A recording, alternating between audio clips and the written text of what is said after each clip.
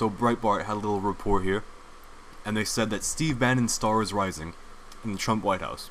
It says that Steve Bannon, White House chief strategist and one of the architects of President Trump's long-shot populist victory in November, reportedly has the mojo back after a period of hibernation, and is now one of the top voices in the Trump White House, just as Trump looks to take on the initiative and push back against those in Congress and the media looking to stifle his agenda. So we have Steve Bannon. Steve Bannon is probably my favorite out of the whole Trump administration, right? Because he knows what he's doing. He knows what he's doing. All these people, Jared Kushner especially, he's everything wrong with the administration, just all piled up into one. If we get rid of Kushner, I can guarantee you all problems will be solved. Get rid of Kushner, get rid of Ivanka, and just like that, all problems with Trump will be solved immediately. All this hawkish foreign policy nonsense will all be solved immediately. So Steve Bannon's getting his power back a little bit. It just goes to show, right? So here, in the article it says, quote, Bannon, Breitbart News' former executive chairman, was widely reported to have been on the out in Trump's inner circle as he disagreed with Gary Cohn, Dina Powell, and other more globalist-minded members of the Trump White House, often putting him at odds with Trump's son-in-law and senior advisor Jared Kushner. But it seems those reports may have been overblown or premature. Now we should have known that because it's the press, right? Obviously the press is gonna lie about everything they say.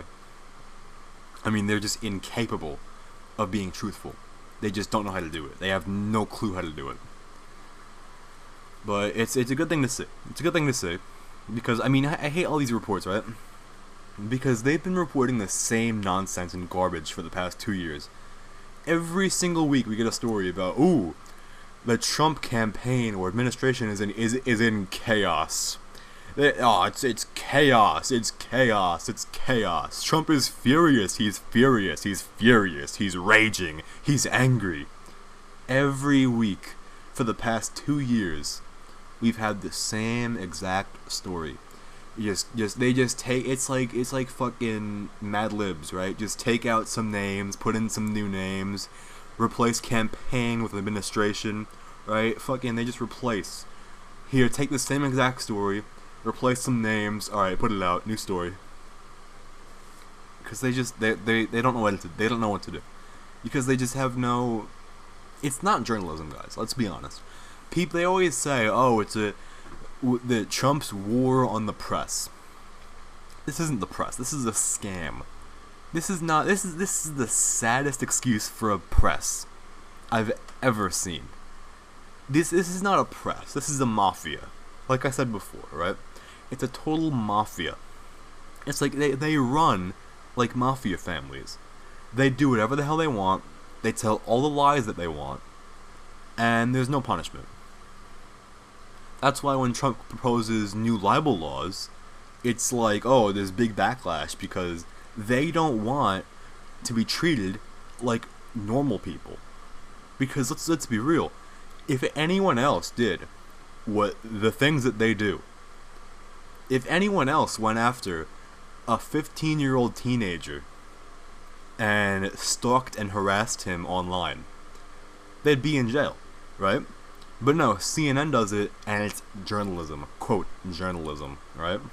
It's a joke. CNN's a joke. The whole media's a joke.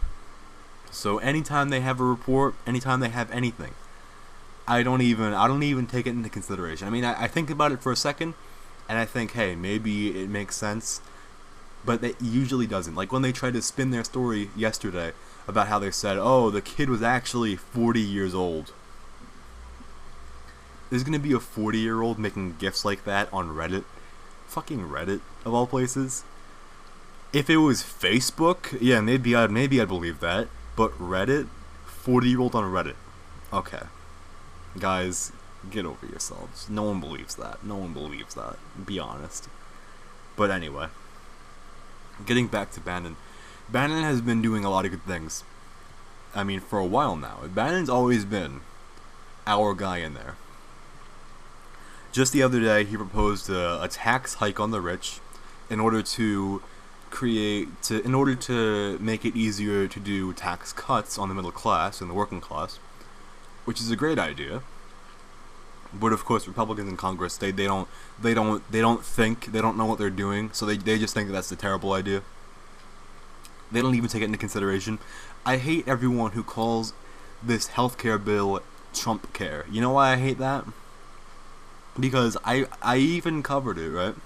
I read the article. I read the exact quote about a week ago, where it was someone who was close to who's the guy? Someone who's close to the majority leader, McConnell. Yeah, of course. I forgot about Mitch McConnell. Someone who was close to McConnell just came out and flat out said, like, "Oh yeah, whatever Trump says about healthcare, we don't really care. We don't really take it into consideration at all. We don't really care at all. He doesn't get us any votes," he says. Maybe in Congress, but with the base and with the people, he gets you a lot of votes. You dunces. He gets you more votes than you can ever imagine. You guys don't know how to win elections. You can win your shitty little districts with a gerrymandered and shit, and you have all the advantages in the world, but you cannot win national elections. You don't know how. You've proven that between John McCain and Mitt Romney. And think about this, right? If it wasn't for Trump, the nominee last year probably would have been Jeb Bush. You think Jeb fucking Bush would have had any chance to win at all? That's the thing. They don't know how to win. Trump knows how to win, but they ignore him. They don't care. He gets them. They probably would have lost Congress if it wasn't for him. I'm just saying, because they haven't done anything, and they still don't do anything. But Trump came along, and then the base, they were energized, and they decided, you know what? Maybe we go and maybe we vote for these people because we can't have a Democrats Congress because then Trump would just never get anything done. But they voted for Republicans, and now he still can't get anything done because Republicans in Congress are so useless on everything. So he has to use executive order and executive action. He doesn't have any support from his colleagues, so-called colleagues in Congress. That's the thing. Honestly, Congress at this point, Republicans in Congress, the Joe Scarborough, Reagan Battalion crowd, Anna Navarro, they're a separate party at this point, right? Like, and it's happening on both sides too. Like, we have a Republican establishment, and then the base, which are just totally at odds all the time. Then you have, on the Democrat side, we have the establishment and the base, and they're always at odds too. So on both sides we have this split. And we have essentially a 4-party system now. Think about that. Like, we have... Actually, no, I would say 3-party.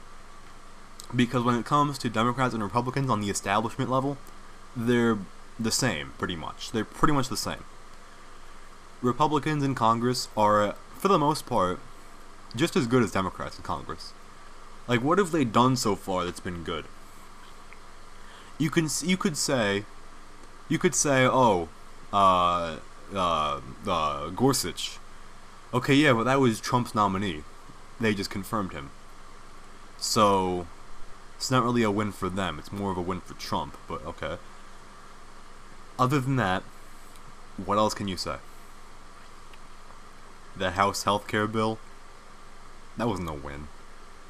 The Senate healthcare bill, which is a total flop because they don't know how to fucking do anything. The budget, forget about the budget. We will never get a good budget with them. I mean, what do we have to show for? They've been in for months. They had a 200-day plan, completely just did nothing on it. They completely threw that plan away. They've done nothing. I mean, they're useless. They're so useless. And then they have the audacity to go after Trump at every corner, at every opportunity. They go after him for these stupid reasons, for PC outrage reasons, right? They go after him because he tweeted about Mika Brzezinski. Guys, you don't know how to win. He does that.